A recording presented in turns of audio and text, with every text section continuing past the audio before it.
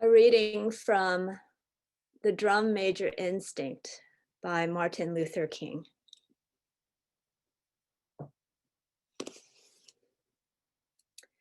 Every now and then, I guess we all think realistically about that day when we will be victimized with what is life's final common denominator.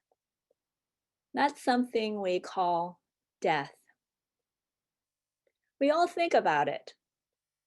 And every now and then, I think about my own death, and I think about my own funeral. And I don't think of it in a morbid sense. Every now and then I ask myself, what is it that I would want said? And I leave this word to you this morning. If any of you are around when I have to meet my day, I don't want a long funeral. And if you get somebody to deliver the eulogy, tell them not to talk too long.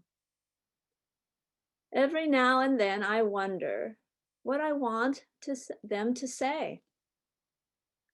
Tell them not to mention I have a Nobel Peace Prize. That isn't important. Tell them not to mention that I have 300 or 400 awards.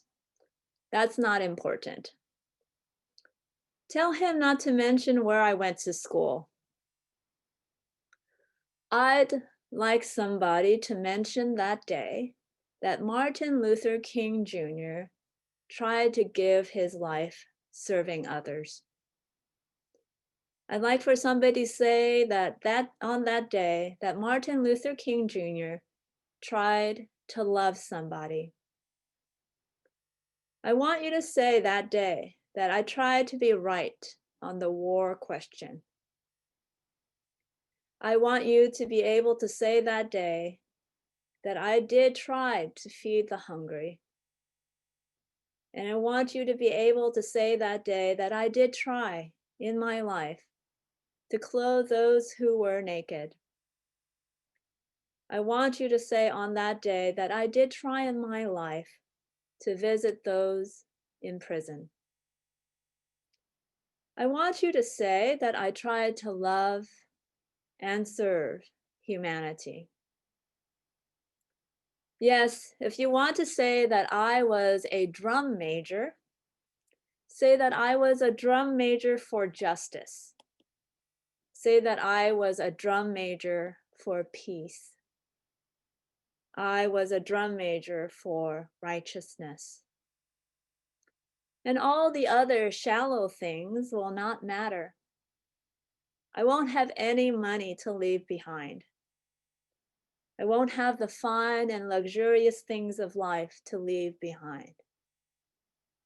But I just want to leave a committed life behind. That's all I want to say. If I can help somebody as I pass along, if I can cheer somebody with a word or song, if I can show somebody he's traveling wrong, then my living will not be in vain. If I can do my duty as a Christian ought, if I can bring salvation to a world once wrought, if I can spread the message as the Master taught, then my living will not be in vain. Yes, Jesus, I want to be on your right side or your left side, not for any selfish reason. I want to be on your right side or your best side, not in terms of some political kingdom or ambition, but I just want to be there in love and in service, in truth and in commitment to others, so that we can make of this old world a new world. Here ends the reading from Martin Luther King.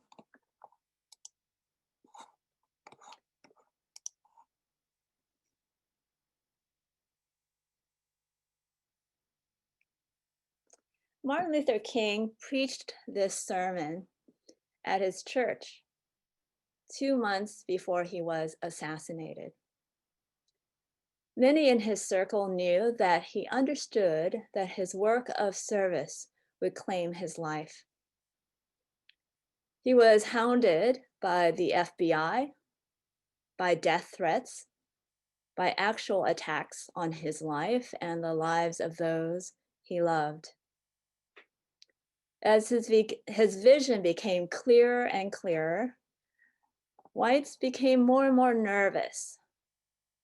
In addition to racism, he said militarism and economic greed represented in capitalism needed to be dismantled. His insistence at breaking down the systems that led to poverty and the criminalization of the poor and the imprisonment of Black people became too much for those who wanted to just stick with works of charity and handouts. His outspoken stance against the Vietnam War threatened the government. His vision of an economic system that guaranteed a living wage that respected the dignity of his people meant that the structural inequalities had to be dismantled. And this threatened those who benefited comfortably from the system's privileges. More and more, his vision meant that undoing the structures that insulated people of privilege made those people feel very nervous. He was losing the sympathy of whites who had wanted to be a part of doing something, but not going that far. They just wanted to be told they were good people and go back to sleep. In addition, not all Blacks followed MLK's path of nonviolence, but sought to get their freedom by violent means. This made his work all the more difficult when he depended on the power and conscience of whites to join with him to make all people free. My professor in seminary, Vincent Harding, was a good friend of Martin Luther King, and he helped King write some of his speeches. He said at the end of his life, MLK was just exhausted. He said that at the last march that MLK was in, which was the march for the sanitation workers in Memphis, the I Am a Man campaign, they had to link arms with him as they marched, so to carry him along the march because he was that tired. So many in his group knew that Martin Luther King, his work of service, would claim his life, either by exhaustion or by murder. When I read MLK's later work, it always strikes me that he is talking as someone who knows he doesn't have a lot of time. He puts his most important and most radical thoughts down so that those who continue the work would have still his vision after he died. He wanted to give them something even from the beyond. This excerpt from his sermon, The Drum Major Instinct, this morning is exactly that. It's a sermon. So we're very used to his speeches, and some of us have read his books, but here he is preaching. And it's a little different than his work on what it means to be nonviolent, what civil disobedience looks like, what the structures of oppression, how they're shaped, how they contribute to poverty. And even his ideas on love are all treated often in his speeches. But here he's speaking intimately to his own congregation. And we see where his motivations lie. The drum major instinct is a desire of all people to be first. The drum major is the one who leads the parade. The drum major is out front, getting praise and telling people what to do. And MLK is saying that we all have this drum major instinct. And he said that Jesus' disciples had it. They contested with one another as to who was the greatest in the kingdom. And he says, we all love to be praised. We like putting ourselves in the middle of even the good works that we do. But he says, as he's looking toward his own death, if he is to be a drum major, he wants his role to be unselfish. He wants his role to be humble. He wants to be known as a drum major in service. Many would call MLK a prophet. When we say someone is prophetic, I believe most people mean being courageous in speaking truth to power. And certainly King did that. However, when we look at prophets in the Old Testament, we know that prophets were also those who occasionally needed humbling. Every once in a while, they also needed to be held accountable for the ways they failed. They were only good insofar as they spoke what God wanted to speak, not what they wanted to speak. Today, we read from the story of Eli and Samuel. Samuel will become a prophet. And his first prophetic action is to tell Eli that God says he's fired. Eli seems to know that he's done a bad job as a priest. He's let his sons get away with theft at the Lord's altar. And if that weren't bad enough, he let his sons get away with rape.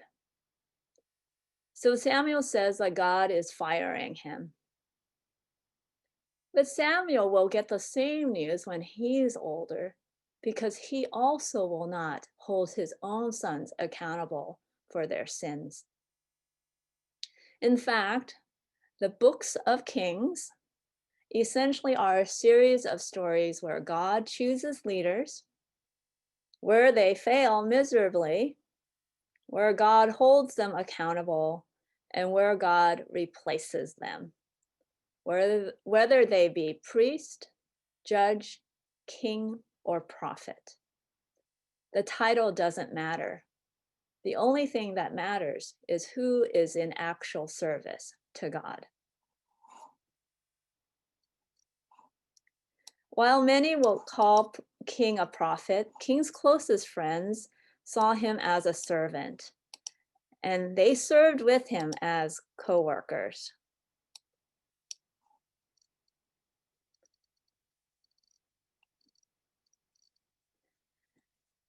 So what I did love hearing when my professor would speak about Martin Luther King is that he would just say, Martin said this, and Martin and I did that, and we went with Martin here and there.